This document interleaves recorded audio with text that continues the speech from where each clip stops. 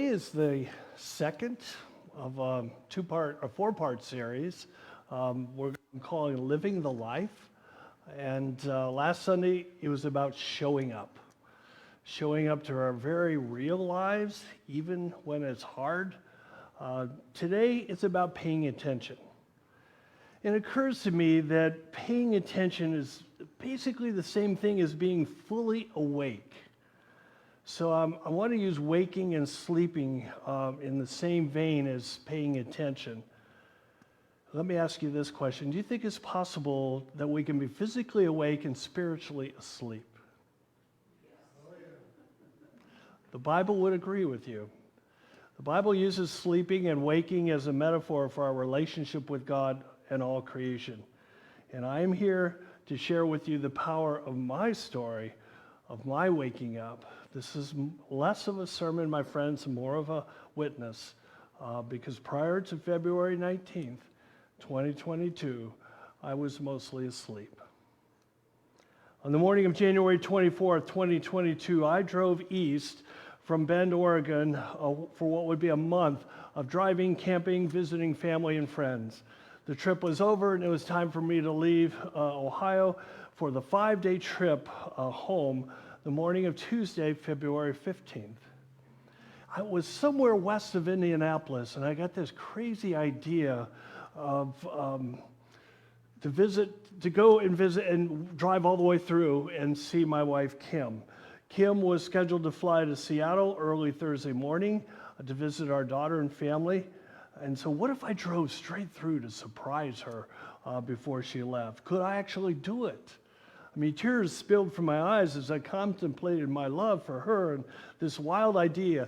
And I decided to do it, or at least try. So I drove, and I drove, and I drove.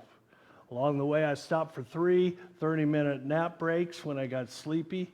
My diet was not all that great. My body resisted that mistreatment. I just kept driving. Didn't go fast. I took time to notice the sunsets and the sunrises.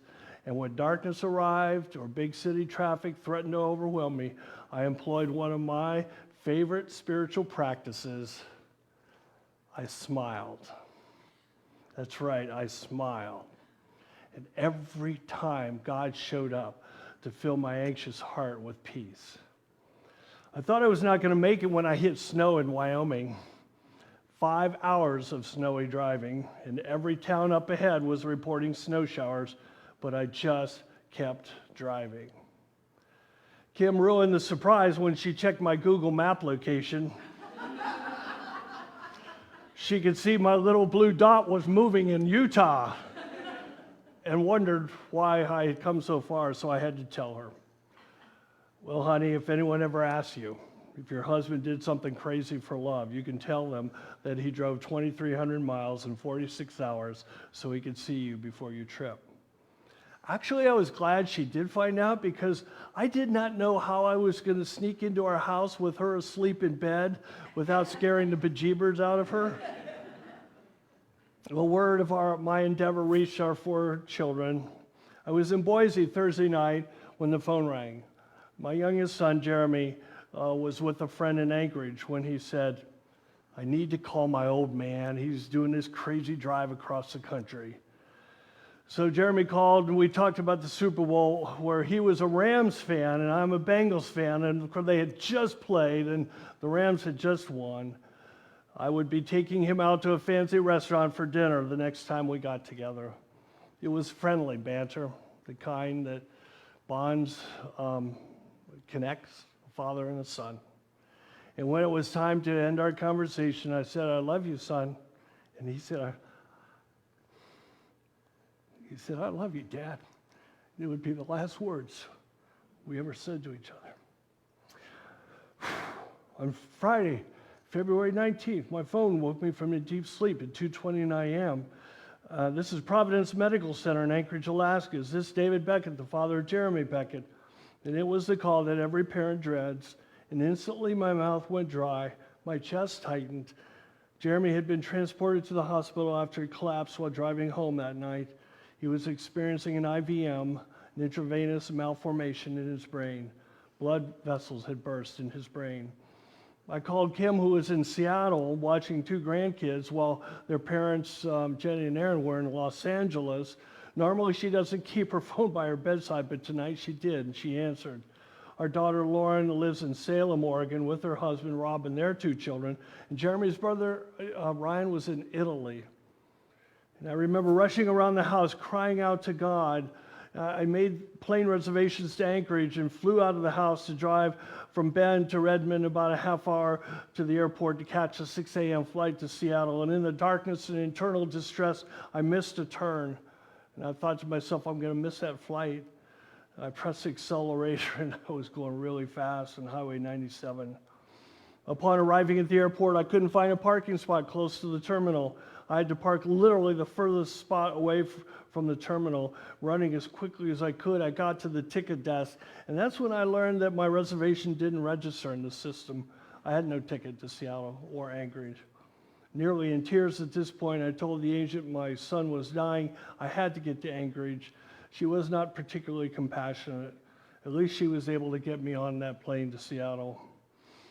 I met Kim at the gate in Seattle for our flight to Anchorage, and we hugged tightly and cried. I was grateful to wear that mask to hide my anguish on that 3.5-hour flight. Prayers were uttered, but there was no peace. My heart, my soul, my entire body was on high alert. Could this really be happening? A friend picked us up, drove us to the hospital.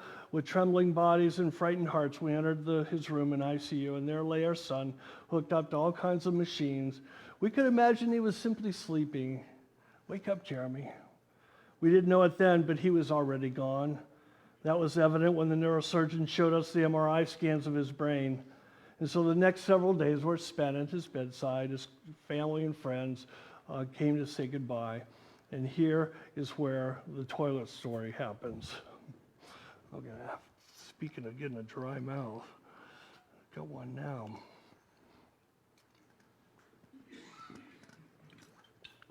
The toilet story. So, oh my goodness. Well. Sorry about that. Jeremy and Sam grew up as childhood friends.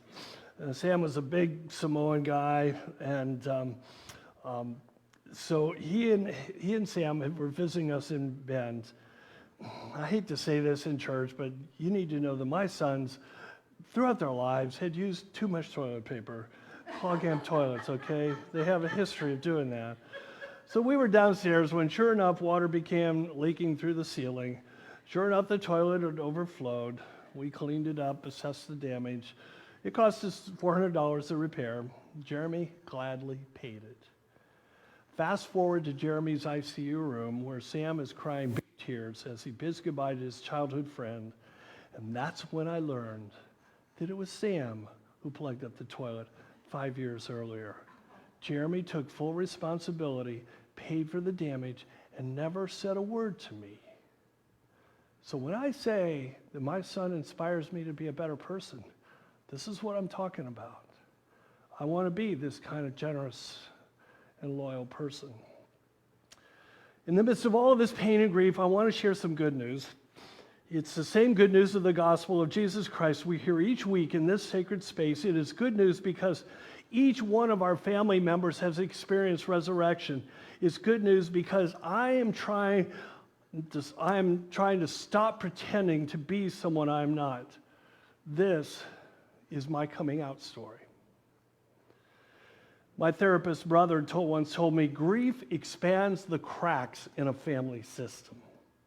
Grief expands the cracks in a family system. And I have come to experience these cracks in the weeks and months following Jeremy's death. It is so hard. But I have awakened to the cracks in me.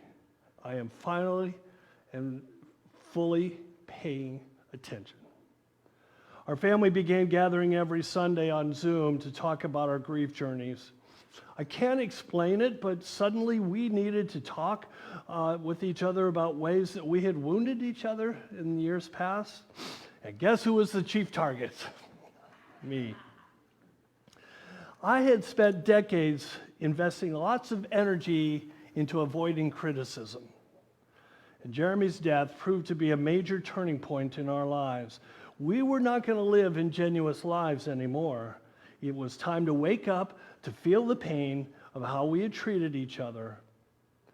In a nutshell, I was highly controlled by society, by church, school, family. There were no emotionally safe places for me as a child. There were times I resisted, but I truly believe that all adults were right. Whatever the adults said, they were right and I was wrong. I actually remember as a teenager, the first time I realized my parents were not always right. Emotions were rarely discussed. Feelings such as anger were spiritualized. We were told to pray them away. So this was one powerful narrative that became part of my psyche. Let me ask you, what are some of the narratives that are cemented deep in your mind that have been there, that you even maybe to this day continue to replay and to tell yourself? My response to a challenging childhood, which included being bullied, was to act in proper ways on the outside. As long as I could solicit compliments about how well behaved I was, or how well I worked with children, or what a great preacher I was, I felt good about myself. So my emotional temperature rose and sank with how others perceived me. This fit nicely into my role as a firstborn people pleaser. Do we have any firstborn people pleasers here? Or firstborners? Yeah. So what I did throughout my life is I assumed roles that garnered praise from others. President of our youth group, being the class clown in high school. I know you have a hard time believing that. Being the cool science teacher in middle school, becoming a senior pastor, getting my doctoral degree, which I did when I was here as your pastor 30 years ago. The problem was none of these roles mattered to my family because I saved most of my energy in propping up these roles and images. I didn't leave much energy for my family. The consequence was that I showed my real wounded self at home. I was moody, impatient, angry. My wife and 4 children learned to coexist with my unpredictable behavior, and they experienced this disconnect between what I was preaching and teaching in church and how I acted at home. And when life became too tense at times, we all saw counselors at various times. But it was not until my son died that I truly awoke to my reality. I saw the writing on the wall and began a journey inward, a journey to face up to my truth, a journey where I had caused harm to each one of my beloved family members. So I began seeing a therapist, talking with pastors, my doctor, engaging in meditation, spiritual fasting. My main goal in this inner work was to become undefended, to move from a defensive posture to an open one, to stop worrying about what others think of me. And let me ask the men who are here today, do you tend to get defensive easily? 3 months after Jeremy's death, my oldest son, Ryan, who lives in Anchorage, he was visiting us in Bend. And two of us went to a brewery for a beer and a pretzel. And at one point we talked about the meaning of Jeremy's life and death, and I told him this story. I loved growing up with my brothers. I had 2 younger brothers. We did everything together as kids. We grew up, married, had children, and even though we lived far apart, we maintained our friendship and bond as brothers. Well, Kim and I had Jenny, our oldest, and then we had Ryan next, and then we had Lauren. We thought we were done with our family, and we had used birth control, but when we learned that she was pregnant with Jeremy, we were exhausted and hugged each other for a long time. Because I valued my relationship with my brothers, I so wanted our 4th child to be a boy. And when we found out that Ryan was going to have a brother, I was ecstatic. So Ryan listened to this story. I'd never told this to him before. And he said, "Dad, Having Jeremy was the greatest gift you ever gave me. Tears instantly streamed down my face. Right there in the middle of this busy brew pub, Ryan got up out of his chair and he sat on my bench with me and put his arm around me while I cried. I'm so grateful to Ryan for how he is coping with the death of his brother and closest friend. We are talking and healing together. So this is my story, my friends. And if you're weary of pretending to be someone you're not, it's possible to wake up, to pay attention. And you don't need a tragedy in your life to force you to examine your inner life. You don't have to be afraid of what will happen if you toss aside that comfortable blanket of defensiveness. The good news of the gospel of Jesus Christ is that you can be free, you can be forgiven, you can awaken to the glorious life that God has always intended you to have. Thanks be to God. Amen.